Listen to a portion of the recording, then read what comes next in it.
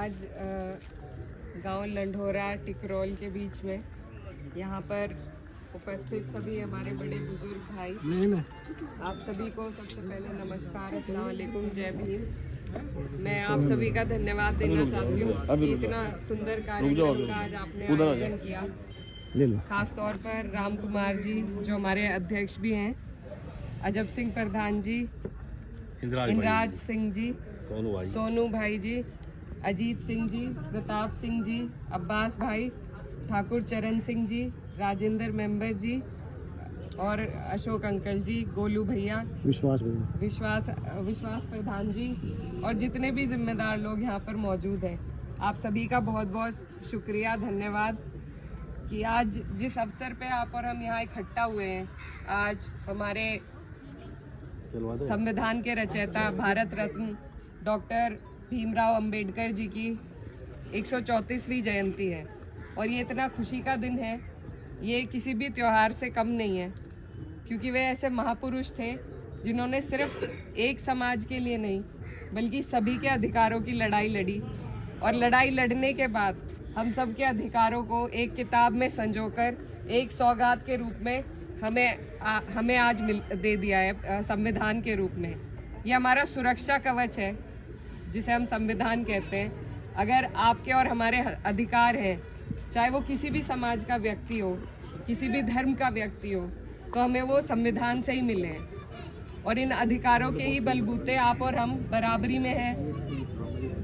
सम्मान के साथ अपना सर उठाकर जी सकते हैं। जैसा अंकल जी कह रहे थे कि जब तक आज़ादी नहीं मिली थी और जब तक संविधान नहीं बना था, उससे पहले के जो हालात थे और उनके बाद के जो हालात हैं, उसको बदलने में अगर किसी आदमी का योगदान है तो वो एक ही महापुरुष है जो डॉक्टर बाबा साहब अम्बेडकर है। हेलो,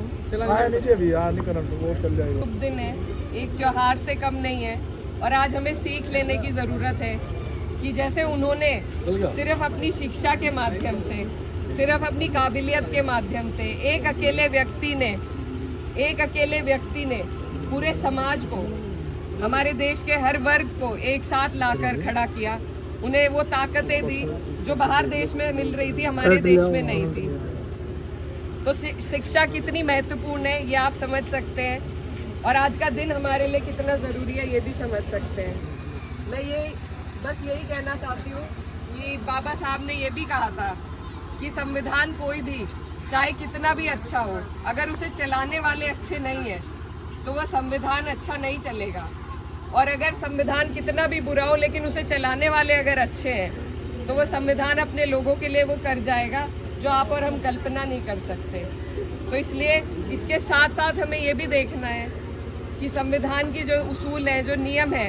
वो हमारे बीच में लागू करने वाले लोग हमने कैसे चुने हैं। आप सब अच्छी तरह समझते हैं आजकल क्या हालात चल रहे हैं, किस तरीके से संविधान को दरकिनार किया जा रहा है। तो उन सारी चीज़ों को देखते हुए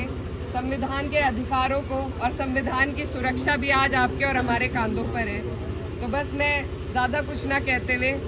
नमन करना चाहती हूँ बाबा साहब अम्बेडकर को और ये प्रार्थना करती हूँ कि हम लोग भी शिक्षा की राह पर चलें और अपने अधिकारों की जानकारी लें और जो रास्ता हमें बाबा साहब अम्बेडकर ने दिखाया था उसको हम जिंदा रखें, उस पर चलने का काम करें। आप सबने इतना सुंदर कार्यक्रम यहाँ पर आयोजित किया, उसके लिए मैं आपका दिल की गहराई से धन्यवाद देना चाहती हूँ। बहुत बहुत शुक्रिया। जय भीम, जय हिंद।